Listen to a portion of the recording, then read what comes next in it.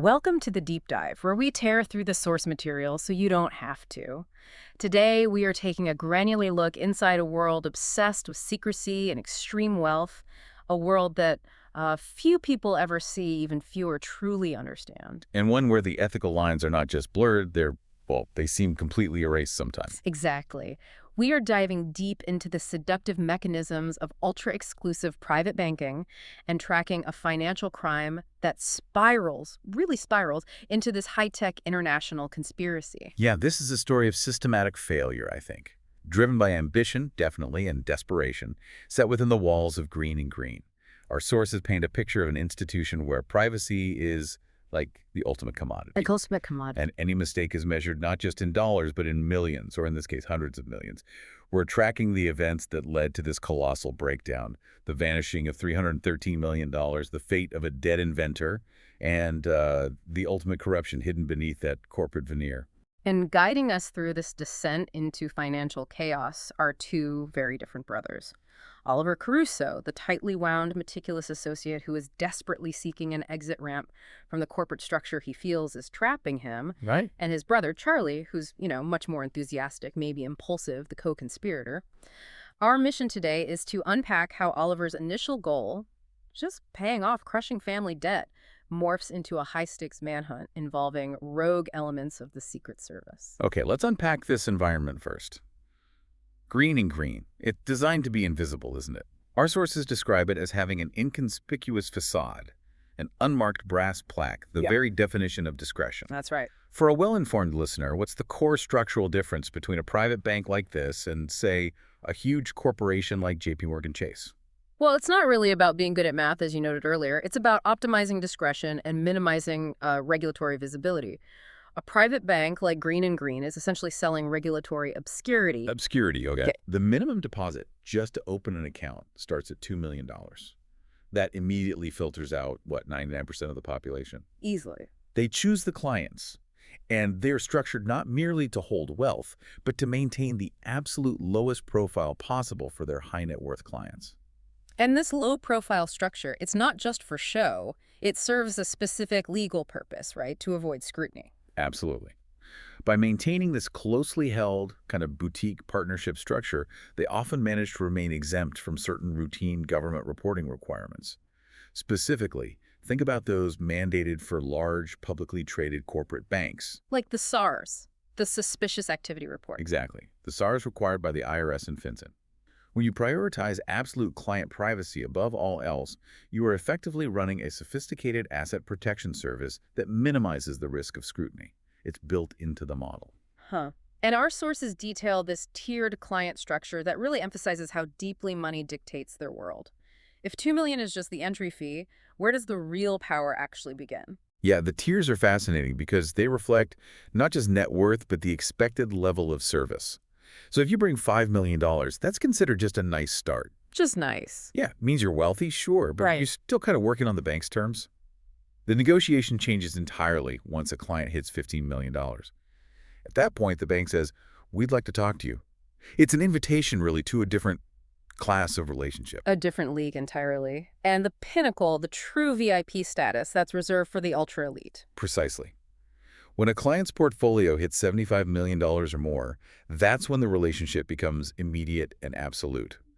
The sources describe it as the moment when the partners literally gas up the private jet and come to see you immediately. Wow. This high-touch model signifies that the bank's stability relies heavily on the continued trust of these enormous accounts. Lose one, and you've lost millions in commissions and potentially your entire reputation. It's high stakes. And this high-stakes environment is where we meet Oliver Caruso. Our sources introduce him during a moment of crisis that perfectly foreshadows his eventual corruption, the Tanner-Drew crisis. Yeah. Walk us through that, because this isn't just some minor administrative error, is it? It's systemic pressure causing a lapse in judgment. Oh, completely. The Tanner Drew account is massive. A $125 million portfolio managed by the Drew family office, the absolute creme de la creme of wealth management clients. Top tier. Oliver, who's just an associate, received a direct panicked call from the head of the family office demanding an immediate $40 million wire transfer. This demand completely bypasses the strict chain of command. Straight to the associate. Straight to Oliver. And it comes with an urgent deadline. 3:15 on a Friday, dangerously close to the Federal Reserve cutoff. Okay, explain the significance of that Federal Reserve cutoff for our listener. Why is 3:15 p.m. so critical in this world? Well, the Federal Reserve operates the primary mechanism for transferring huge sums of money domestically in the U.S. That's the Fedwire system. And there's a hard deadline, typically late afternoon, after which major transfers cannot be guaranteed to settle until the next business day. Right. So for a client moving $40 million to make a time-sensitive investment or meet some commitment, missing that 3:15 cutoff is, well, it's a catastrophic failure. It could cost millions in opportunities or penalties. Oliver knows this failure would fall squarely on Green, and specifically on him, as the associate handling the file. And he can't reach his boss, Lapidus, who holds the necessary authority and, crucially, the password to actually cue the transfer. The sources capture him frantically dialing, getting bounced around. Seems the luxury of private banking doesn't exempt them from phone cues. Not at all. So what's the precise ethical break Oliver makes here? Yeah, what does he do? He realizes Lapidus, in his typical, high-handed way, forgot to process the transfer authorization before leaving for the weekend. Facing the imminent failure of a $125 million client relationship, which would absolutely destroy his career, no question, Oliver makes a terrible choice. He uses the password. He uses Lapidus's password, the password of a managing director, to execute the $40 million transfer himself. He bypasses all internal security protocols completely. And what does this tell us about Oliver right at the start? It tells us that Oliver's moral compass, while probably intact in normal circumstances, it immediately bends under the structural pressure of the bank. He compromises the very system of accountability the bank is supposed to uphold. Right. Not for personal gain initially, but out of sheer professional fear. Yeah. This is the critical foreshadowing. He has proven his capacity to operate outside the rules when he feels trapped or threatened. And that's the exact psychological foundation for the perfect crime he attempts later on. Exactly. He's already crossed the line. And we need to acknowledge that Oliver's desperation isn't just professional. It's rooted in this profound sense of personal and financial entrapment. For 4 years, he's been trying to secure admission to top business schools: Harvard, Penn, Chicago, Columbia. That was his promised escape route. Right, his ticket out. Every single year, he gets a rejection. He genuinely believes that B school is his path to independence, a way to move beyond just being an associate and secure a high-paying career that will help him shoulder this enormous family financial burden. Specifically, his mother's soaring hospital bills and the mortgage left by their absent father. But he's just stuck. He is, and the system, you could argue, is kind of designed to keep him there. Yeah. Lapidus had sold Oliver the job as this prestigious stepping stone, Yeah. Yet by continuously refusing to endorse his applications or even give him the time off needed for interviews, Lapidus creates this environment of, indentured brilliance. Oliver's cheap, he's highly competent, and he's politically powerless within the bank. And his inability to pay down his family debt makes him the perfect trapped associate he can't afford to leave. Exactly. He's stuck. And it's this emotional and financial pressure cooker that allows his brother, Charlie, to introduce the concept of the perfect crime. What was the specific target they identified? Yeah, where did they find this opportunity? The target was a $3 million account belonging to a deceased client, Marty Duckworth. Crucially, this account was administratively inert. It hadn't been touched. Inert how? Under New York state law, if a financial account has been unused or uncontacted for a specific period, in this case 5 years, it is deemed abandoned and legally due to be turned over to the state's comptroller as unclaimed property. Ah, okay.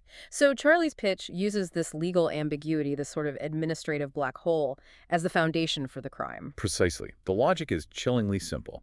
Since the owner is dead and the bank had apparently exhausted efforts to contact any family, the money was destined to leave Green anyway, either to the state or, theoretically, the owner's family if they ever surfaced. So Charlie argues that taking the money is an almost perfect crime because, quote, no one knows that a crime took place. The crime is administratively covered by the fact that the account was scheduled to disappear from the bank's ledger regardless.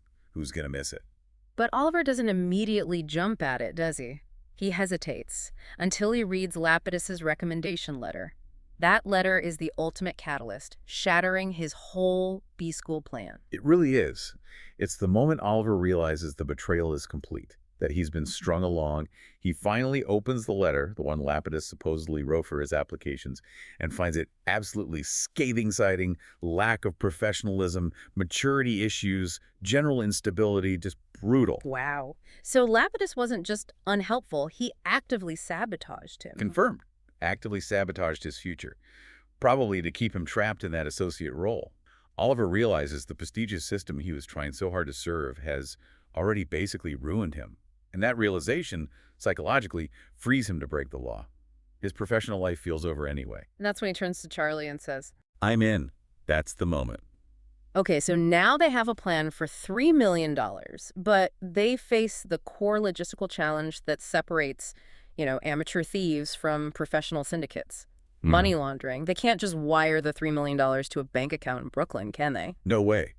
The immediate transfer of a multi-million-dollar sum from a private banking institution like Green & Green to a personal account in the U.S.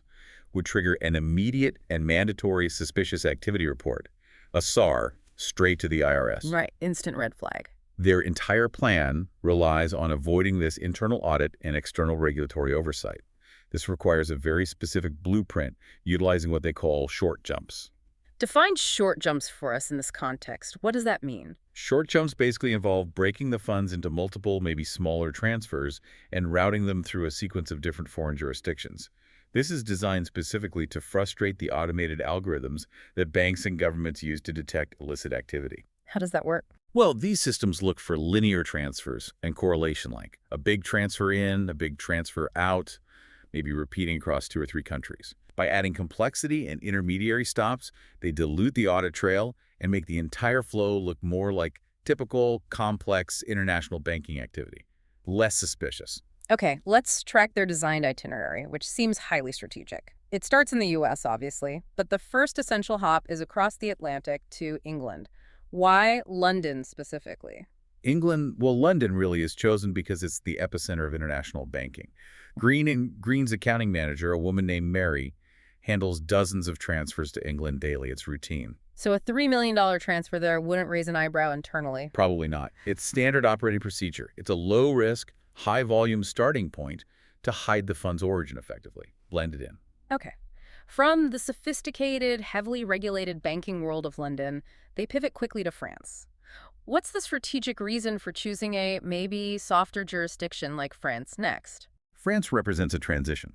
It's a country with slightly softer, perhaps more permissive regulations regarding data sharing and tracing funds, especially compared to the ultra-strict reporting standards of the UK or the US.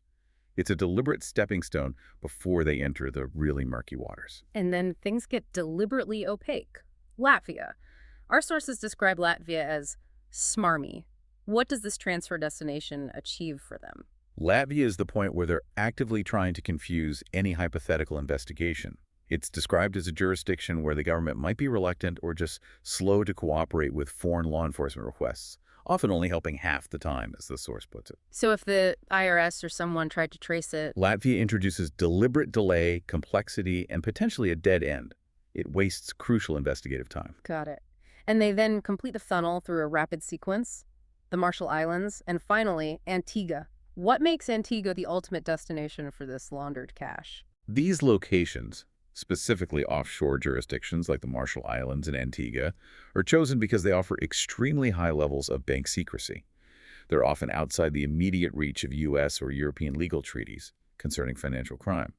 By the time the money hits Antigua, it's supposed to have been scrubbed across so many disparate ledgers That it's clean. that it is deemed untraceable and critically clean, ready to be accessed. But they can't make these sensitive initial transfers themselves, can they? As bank employees, that would leave a trail. They need a layer of separation. That's the final crucial step in the setup. The use of a go-between, a professional intermediary they find, named Bendini. This individual is paid a minimum of $5,000 cash. Cash. Just to initiate the crucial first few steps, the phone calls and transfers that could link the crime back to the bank. Oliver and Charlie, as bank employees, cannot risk leaving a paper trail or even a fingerprint on a wire transfer form. Bendini accepts the cash payment to eliminate any digital or physical link back to them.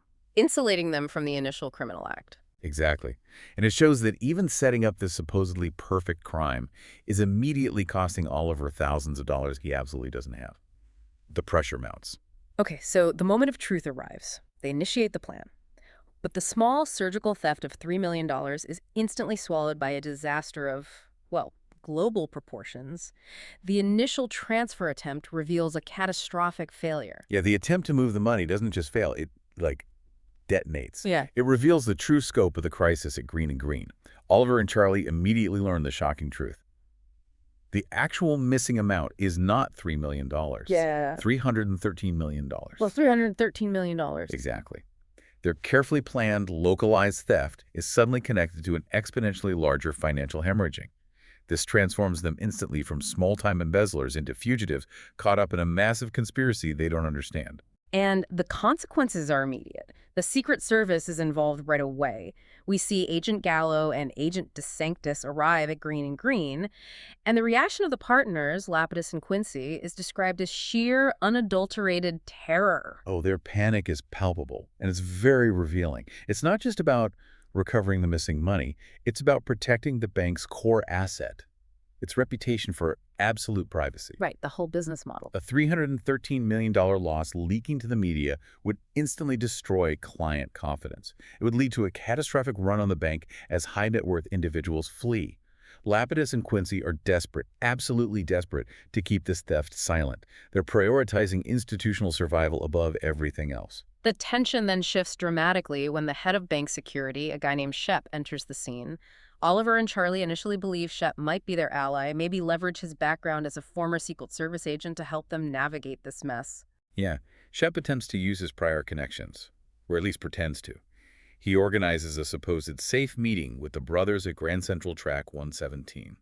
This abandoned, forgotten track, which Charlie notes no one even knows it exists, is chosen for its isolation, supposedly offering security. But this sanctuary quickly becomes a trap, right? A kill box. Exactly. Why does Shep invite them there? He's likely testing them, trying to locate the funds to recover them initially, perhaps for the bank, or maybe even for genuine justice. We don't know his initial motive for sure. Then it goes wrong fast. Very wrong. The moment Gallo and DeSanctis burst in, guns drawn, the nature of the confrontation shifts entirely.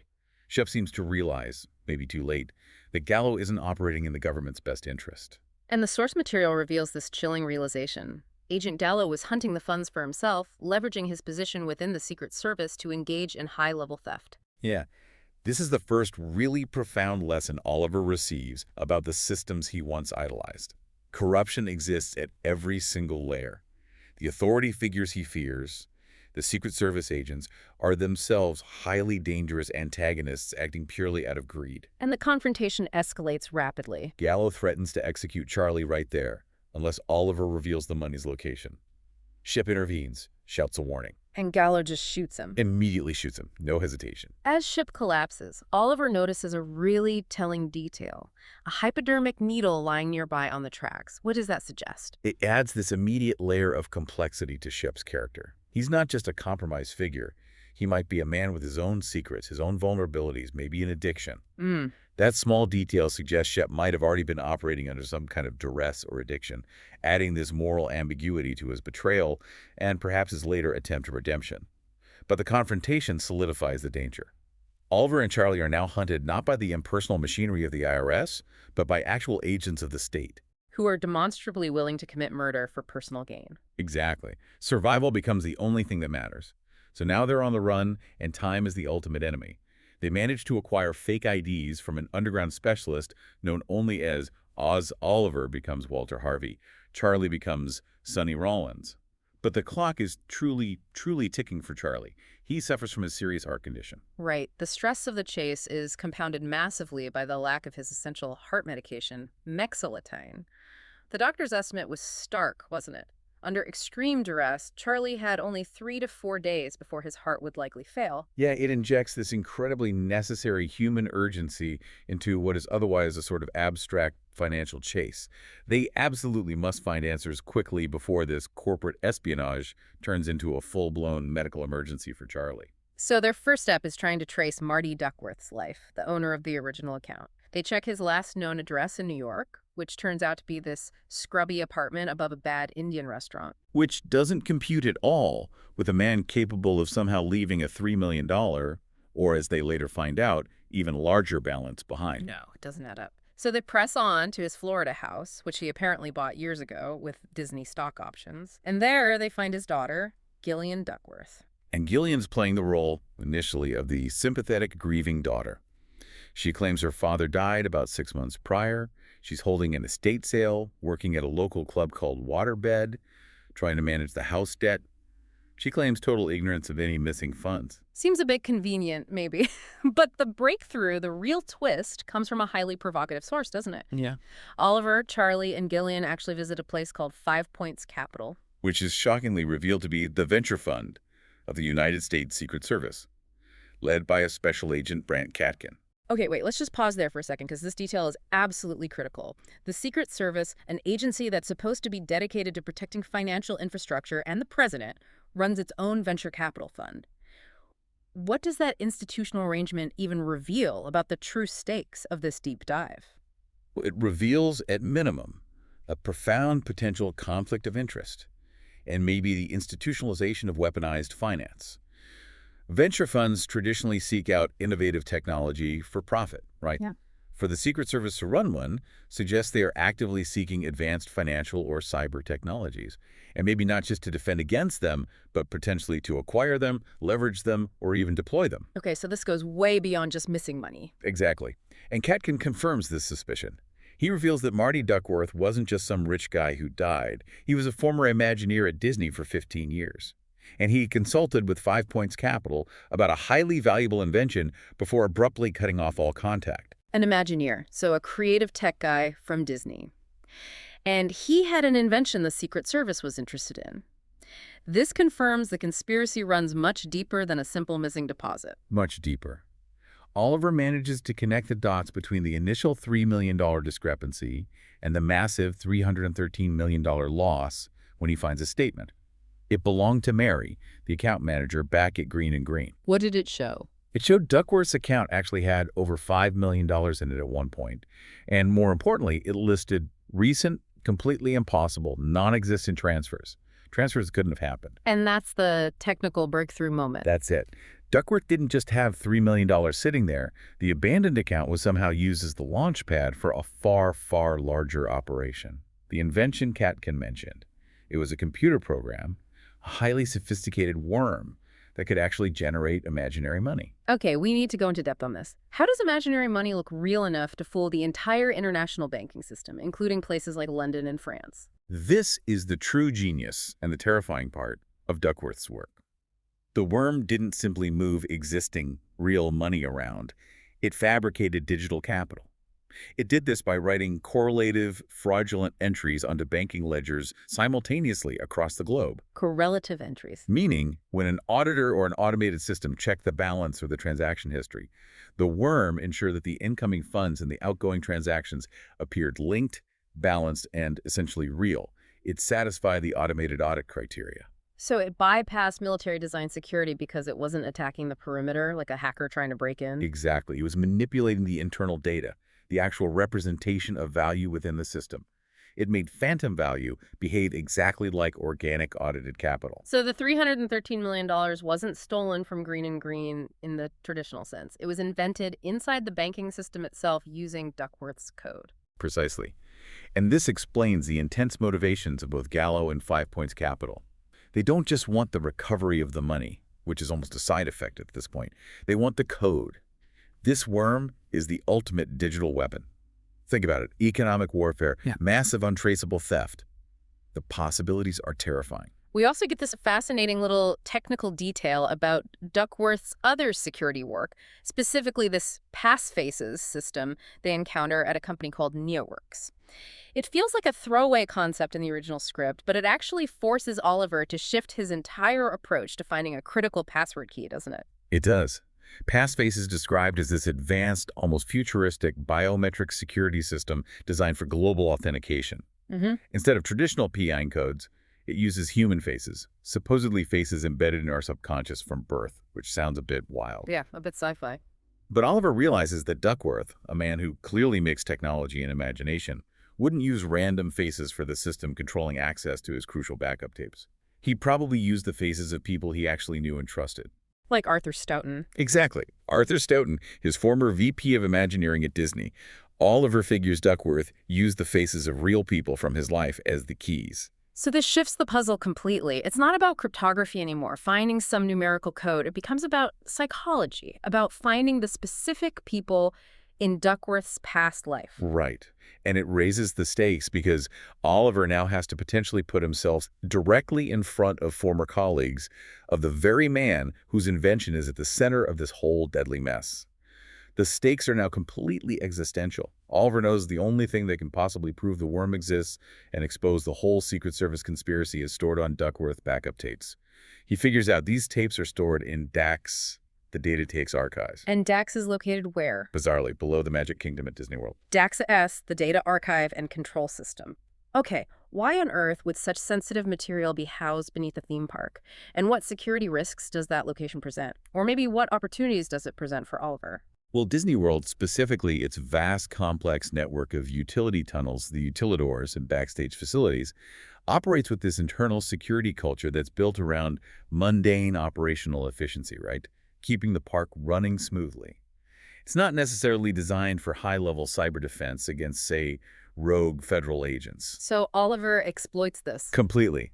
He manages to infiltrate the Degas archive using a fake name, Steven, basically counting on the relative disinterest of the security staff.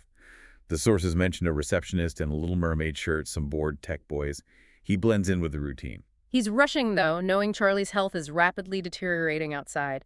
He manages to grab 6 backup tapes, the full proof of the worm, he hopes, risking everything when the doorbell rings inside the archive, signaling someone else has arrived. He manages to escape that immediate threat, slips out with the tapes, but the most devastating betrayal is waiting for him right outside, in the Florida daylight. Oliver is ambushed by Gallo and DeSanctis. And how do they find him there? They were led directly to Disney by Gillian Duckworth. Ugh. Gallo wastes no time in exposing the truth, does he? He just lays it out. Lays it all out. Taunts Oliver with it. Gillian, whose real name is actually Sherry, was an accomplice all along. She was the one tasked, probably by Gallo or someone connected, with finding the worm her father created. She was simply using the confusion around her father's supposed death as cover to locate the technology. So Oliver realizes the full extent of her cynical manipulation. She set the trap at the Florida house earlier. She clearly never cared for her father. Her motivation was purely transactional. Purely money and power. She wanted the digital weapon to enrich herself or her associates. She is revealed as this ultimate cynical operator, arguably far more dangerous than the institutional corruption Oliver initially feared. Wow. And the final confrontation takes place in this incredibly surreal setting, the chaotic, colorful parade float warehouse beneath the park. Yeah, and Shep, the former head of security who survived the gunshot back at Track 117, reappears. He corners Oliver, confirms the depth of the conspiracy, and demands the tapes. The situation just devolves into absolute violence and chaos. As the antagonists converge, the physical toll on Charlie becomes unbearable. Yeah, he's weakened severely by the lack of his medication, the mexalotine, and just the sheer stress of everything. He tries to intervene when Gillian, or Sherry, demands the tapes from Oliver. He grabs a nearby Pluto costume prop head. A Pluto head. Yeah, and swings it at Gillian, trying to help Oliver. But the exertion is just too much for his heart. He collapses instantly. Heart failure. Oh, no. So this is Oliver's impossible choice. He's cornered by Shep, who is attacking him with some kind of ceremonial knife, according to the sources. Right. His brother is dying or dead on the floor. Gillian Sherry is there, probably armed. Gallo's body is also there. He has to choose between attempting to save Charlie, who might already be gone, or securing the tapes, the only proof of this entire conspiracy. In an agonizing decision, Oliver chooses the long-term victory, the proofs, over the immediate personal connection. He protects the tapes and manages to escape the warehouse, leaving Charlie and the body of Gallo, who was presumably shot by Gillian Sherry, in the chaos behind. Exactly. Oliver secures the proof, the tapes, but at the absolute cost of his brother's life. The price of revealing the truth about the system, about the corruption, is absolute for him. Hashtag tag outro. So the story concludes, but the consequences just linger heavily. Oliver's career is, well, it's utterly decimated. Lapidus always looking out for number one in the bank, make sure all of his name is ruined. He withholds final paychecks, cites professional embarrassment in letters to regulatory agencies. Effectively blacklisting him from any future work in finance. Completely. And the immense family financial debt, the hospital bills, the mortgage, that remains crushing. But something crucial seems to shift inside Oliver, doesn't it? He gains clarity, which is perhaps the most valuable currency he walks away with in the end. He returns to Brooklyn, rejects his old life entirely. He walks back into Green and Green one last time. And shreds Lapidus's scathing recommendation letter right there, right in front of him. It's this incredibly symbolic act, rejecting the entire facade of corporate ambition that almost cost him absolutely everything. And this newfound clarity is immediately followed by this profound gesture of acceptance, prioritizing family. Oliver personally takes over his mother's $81,000 hospital bill, putting his own name on the account. Yeah, he accepts the burden. He chooses reality and responsibility over the false promise of wealth and prestige that Green and Green represented. But let's just return for a second to the $313 million, that initial catastrophic sum that started it all. The final, maybe the most cynical piece of analysis hinges on what Lapidus did next, after Oliver was gone. Right. Lapidus, ever the corporate survivor, personally ensures that the $313 million is secured and returned from that bank down in Antigua. But here's the ultimate institutional betrayal, the final twist. What did he do? Lapidus never told the Antigua bank, or presumably anyone else outside a tiny circle, that the money was fake. He never admitted the funds were generated by a computer worm. So he exploited Duckworth's invention himself. The fact that the phantom digital currency looked real enough to fool all these state-of-the-art systems. He used that fact to claw the money back. He essentially bluffed, using the appearance of real money to recover funds that never truly existed in the first place, all to cover up the bank's vulnerability. So by recovering the funds without admitting Green and Green was technically compromised by a worm. Lapidus quietly protected Green and Green's invaluable reputation for absolute security and privacy above all else. The bank survived because its leadership was willing to perpetuate a fundamental technological deception. The system's integrity, or the appearance of it, mattered more than truth or justice. It's incredible. Oliver Caruso started out believing the corporate system was the path to salvation, only to discover that every layer of power he encountered, private banking, the Secret Service, his own corporate authority figures, was just as potentially fake and corruptible as the man who used a computer worm to exploit them all. He was handed the opportunity for a perfect crime, but maybe the true opportunity wasn't the money, but the knowledge he gained. The knowledge about the systems themselves. Yeah, and it really makes you think, doesn't it? What systems in your own life are you sacrificing to serve that might just be, in the end, a false promise? A powerful reflection indeed on where we place our trust and what we value. Thank you for joining us for this deep dive into institutional corruption and the price of truth. We'll catch you next time on The Deep Dive.